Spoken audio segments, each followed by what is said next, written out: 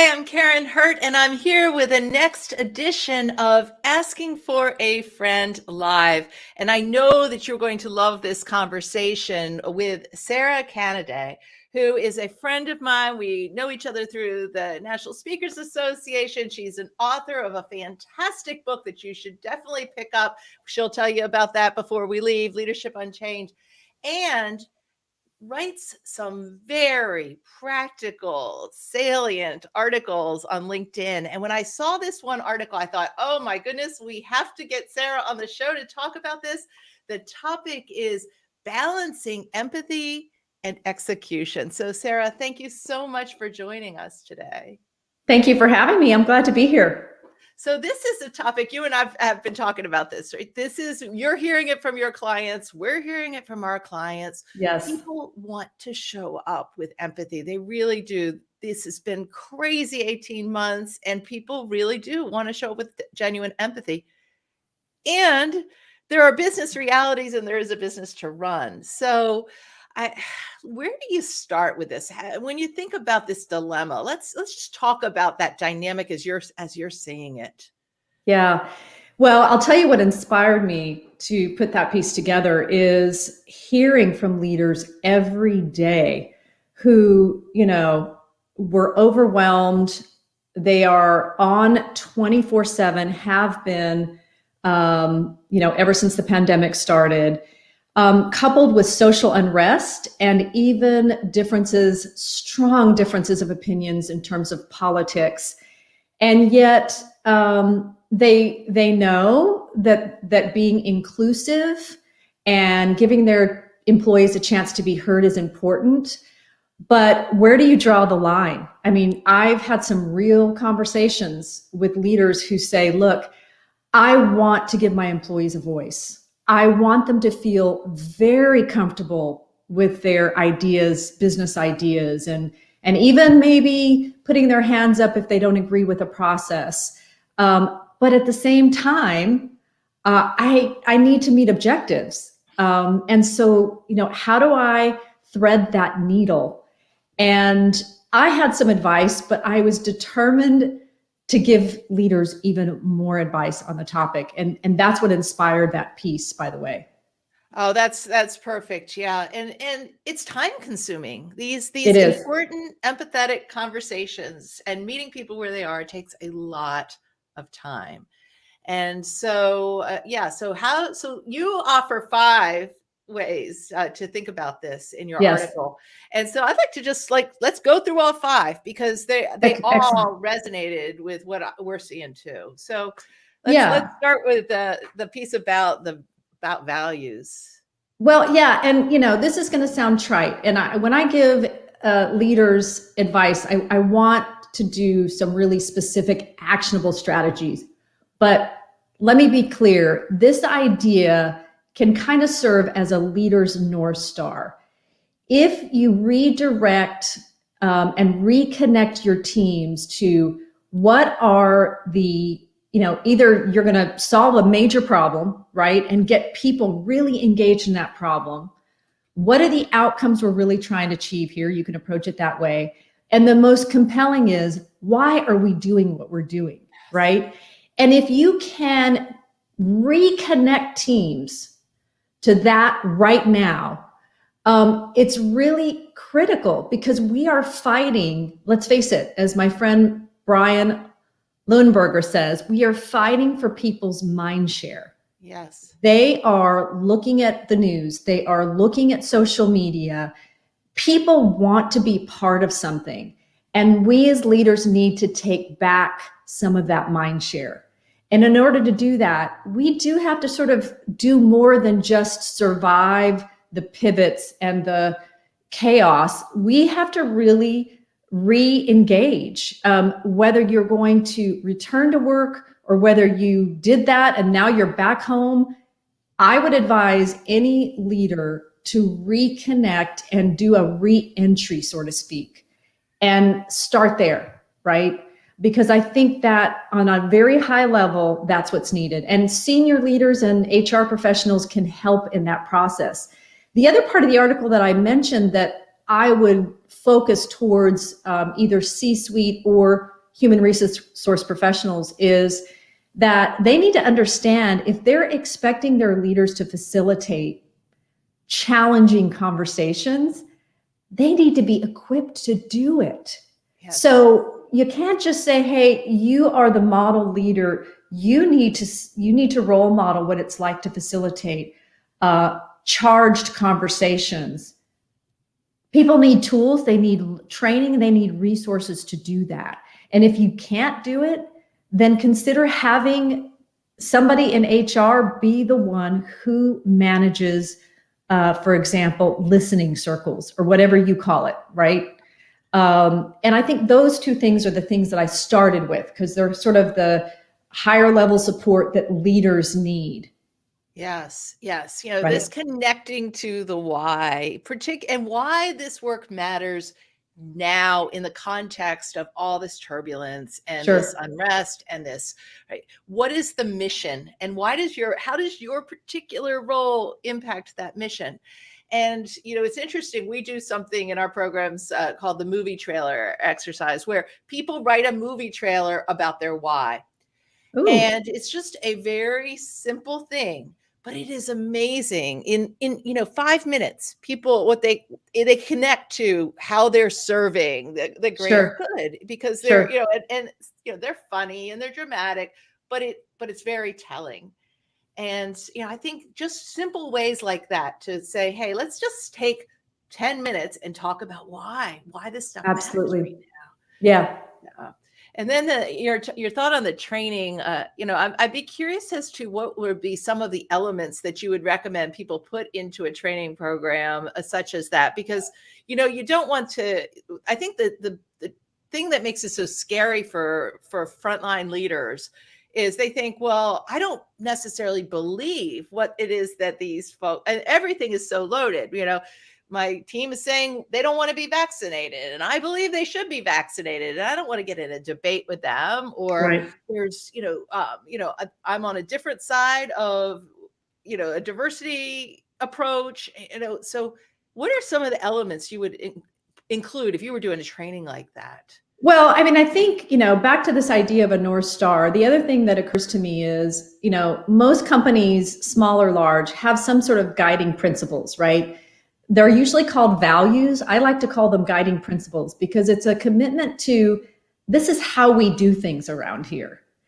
And so if you can, use those as your filter, let's say as a leader, for whatever reason, you're asked to have or facilitate a conversation that's challenging and charged, you can start by saying, look, I know everybody may come down on a different side of this topic, but one thing I do know is that we're going to continue to follow our guiding principles of how we are with each other, which is 1, we come from curious, let's say, for example. 2, we are going to respect each other. And 3, I'm going to do my part to listen and value and appreciate perspectives. But you should know that doesn't mean that I'm going to agree or that there's things that I can personally do to make things right. Right. So, those are just a few things. And, there's more. In fact, Karin, I know you've actually had to do this. So, tell me what. One of the, so we had a client of ours that we were doing other leadership development work, and they called, right as all the social unrest was really, really just all starting. And they said, can you come and do some emergency training for our teams? And what we did there was we spent a lot of time talking about giving them some really practical ways to reflect, to connect. And, so what you can say to someone is, I hear that you're really frustrated by this. And then you can reflect back what you're hearing them say. Now, and you can even say, if I were you, I would be feeling that way too, which is absolutely true because, right? But you're not them. And you're not saying, I agree with you necessarily. And, and other things around, you're using a calm tone of voice. When it gets, when everybody is getting very, very heated and they're escalating their tone, to show up calm. And Yeah. that will help to bring things down. Just some very little things like that, and then I think you can also scaffold it. You can't, you could say, we're going to have this listening circle, we're going to spend this time, and then we're going to move on with the rest of our meeting. And, to allow, we're going to do this until 20 minutes after 11. And at that point, we're going to talk about our most important priorities for the week, right? And do those things. And if you set that expectation up front, it will still be frustrating maybe to folks, but at least you're putting a stake in the ground about how much time we're spending on this. Absolutely. And so, one of the things I recommend, and it's not necessarily part of the training, but could be, which is, so as a leader, why is it always incumbent upon leaders, for example, to have these conversations? In fact, in my article, I went on record to say, it's not enough that leaders have to be budget masters. They have to be operations experts. They have to be talent managers. Now we're expecting them to be, moderators, peacemakers, and public relations specialists. And so what I recommend to leaders is, if there are people on your team, or one in particular, who really wants to have these conversations, and you want to give them the space, or you want to, value that, then if you think they are capable, that's the big caveat here, let them lead the conversation. And that way they get a sense of what it means, and there needs to be some preparation. Now, does that mean as a leader you completely back away? No, you are the sponsor of the conversation and you offer support, but you can absolutely, if somebody is really, wants to have that conversation, you can allow them to lead it, right? So, that's just one idea. Now we're talking politics or social unrest type stuff, but we all know that right now, what's getting a lot of attention is the return to work schedules, mask, not mask, mandatory vaccinations, not mandatory vaccinations, but specifically the return to work, and whether people, are really digging their heels in about going back to the office. And here's the other really specific strategy that I've recommended to leaders, which is loop your employees in on the decision making. Yes. Get them in on a team meeting and start the meeting by saying, here's what I'm going to tell you. Here are the number of metrics we need to meet. Here are the customer requirements we have. And here are some regulations that we still need to adhere to. Given those, and I don't mean, throw out one number. I mean, literally be extremely transparent and open book about the metrics and objectives you have to achieve as a team. Yes. And then say to them, given those, how would you recommend we start to design our return to work process? So it does two things. Number one, it engages the team, right? And they feel more ownership of what the plan is. Well, I say three things, actually. The second one that I don't normally talk about is it helps to customize per team. I think companies are trying to make this blanket decision. In fact, I think, LinkedIn was applauded, and they should be, for saying they are not going to enforce the return to work. And I think people blew that out of proportion without reading the fine print. What they're doing is they're letting each business unit decide what works for them, right? Yeah.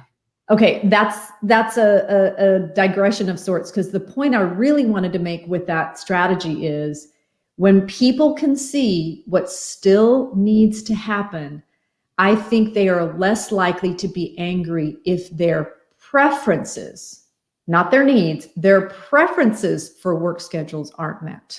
Yeah, I love that so much. So, let's really be clear. This is what success looks like. Any solution that we're going to come up with must achieve these, which also gives you an opportunity to experiment and say, okay, I hear we're going to try this, But if we're not meeting these things, we're going to have to come back and revisit this, because we've Right. declared upfront what the success criteria for this is.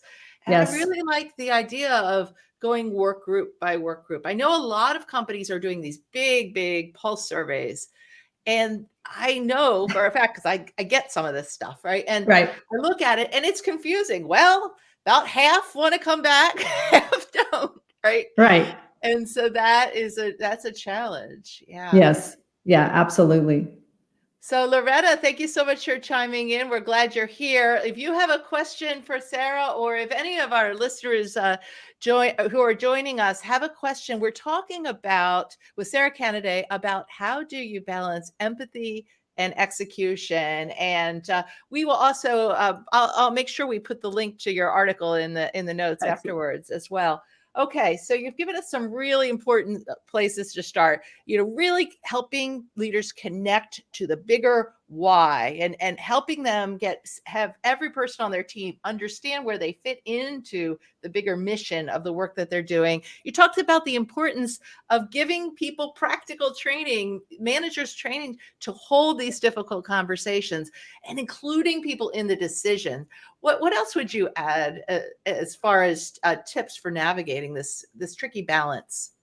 Yeah. And so before I go there, I want, for the people who are listening midway, maybe I want to go back to that first one of this idea of reconnecting to the why, because I think what we hear that all the time, how important it is for us to cascade our mission and our objectives, and to link and draw line of sight between what they're doing and the overall mission and objective.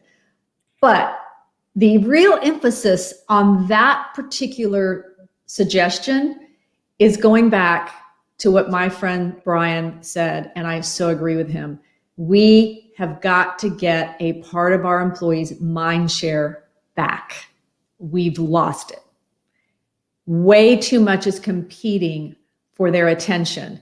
And what's going on in social media, the chitter chatter on the news and the politics and the social, that is juicier, because right now we're in survival mode and people are just, they're just trudging along doing the same old. So I just wanted to emphasize that point, right? Yeah. Important. So Yes. We have a comment coming in here, and I'm not sure how to pronounce your name, but Firdos, I am a 42-year-old woman getting told to be at work from 6 a.m. to 15 p.m. And I feel like I'm being treated like a 2-year-old. What advice do you have for an employee who is facing a return to work policy that feels unfair, or is doesn't seem to be listened to, Sara? Well, I mean, I think, Karin, it's probably the kind of advice we would give anytime an employee and a team member is in a position where they feel either they're being asked something that's, not appropriate, or they're not being valued, is to come from a perspective of, have a conversation with your boss and say, I want to be of most value here, or I want to contribute at a standard, right? At a standard of excellence, or at least good. Yeah. And this schedule is not going to allow me to do that, right? So you kind of flip it so that instead of saying, that schedule is really unrealistic, or I can't align with that schedule, you come with, here's what I want to contribute, and here's the level at which I want to contribute. And this schedule, or whatever the factor is getting in the way of doing that. Yeah. What would you suggest? Because I got to tell you, it puts your leader, your boss, in a little different position. So that would be my recommendation. Yeah, I agree. So really, it's almost the reverse of it. I understand what success looks like. I hear that we've got to get these performance metrics done. I hear that we need to be available for our clients and these things. And I have some ideas about how we can do that and not burn everyone out because of this crazy schedule, right? Right. So, right. Yeah. Something I wanted to bring up about political discussions that I thought was really interesting when I was researching this piece And that was a study that was done recently by Gartner Group. And two things stuck out at me. One is that when asked, on average, I think it was 62 to 64% of leaders said they had no training around how to handle these kinds of conversations. But what was really interesting is when you dug deep down into the article about politics and the expectations that employees have about discussing that at work, it was really interesting. They wanted, I think 80% wanted their employers, their companies, to take a stand on a political issue. But here's where it gets interesting. When the question was asked, do you want to talk about politics at work more formally as a team? That percentage plummeted. Oh, interesting. So it was very interesting. And, you can interpret that any way you want. My interpretation of that is, okay, I bring it up because I think it's telling that there's an expectation on leaders, even senior leaders, that we know how to do this and that we know how to thread that needle perfectly without upsetting one group versus the other. Or, and you've read countless stories of leaders who have made some sort of a statement and then they've retracted it, right? Yeah. Some for obvious reasons, others because they just didn't get the wording right, or the message was skewed somehow. And so I just think it's very interesting, just for people to know that even if leaders are feeling the pressure to facilitate or let these conversations go, that would be my other recommendation is, if you have one person who really wants to have the conversation, do you capitulate for one person? I don't know. That's a question. I think it depends on the circumstance. And again, one of the strategies is maybe you let that person take lead in the conversation. Yeah. Yeah. I think that you talk about, involving people and getting them involved in some of the decision making. It was funny. I was having a conversation yesterday with a woman, and she was talking about generational differences and some of the generational challenges her very senior leaders were like out of patience. Like, if I have to have one more conversation around cardboard straws or versus plastic straws, and I'm thinking, well, why don't you just go to cardboard straws? Right? Because that one seems, so sometimes I think it's, let's talk about what really matters, involve them and let them have some wins around some things that are important to people. Right. And then, my question in that case would be, how much are you talking about the problem you need to solve? Right? We just need to keep coming back to what are our outcomes? What are the problems we're trying to solve, and why are we doing it? Right. And I guess that gets to the balance of the execution. Don't get me wrong. I absolutely believe that a company and a culture will thrive if leaders, are inclusive, give their employees a voice. But there's that fine line. We have a business to run, right? And so it's just such a delicate and hard balance. It's a super tall order right now for leaders. Yeah.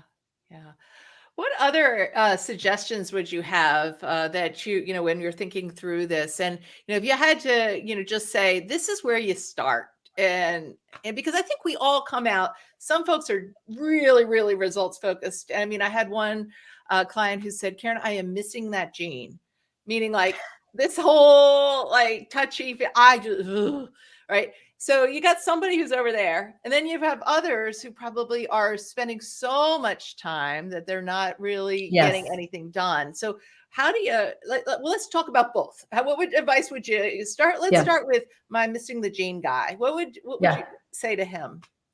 Well, at the end of the day, we're working with people, right? And people are going to ultimately drive our results, and the way they feel the way they, whether they feel valued, whether they feel like there is psychological safety within the team, not just to raise ideas about the business, but maybe even raise issues that make them uncomfortable about something in the work.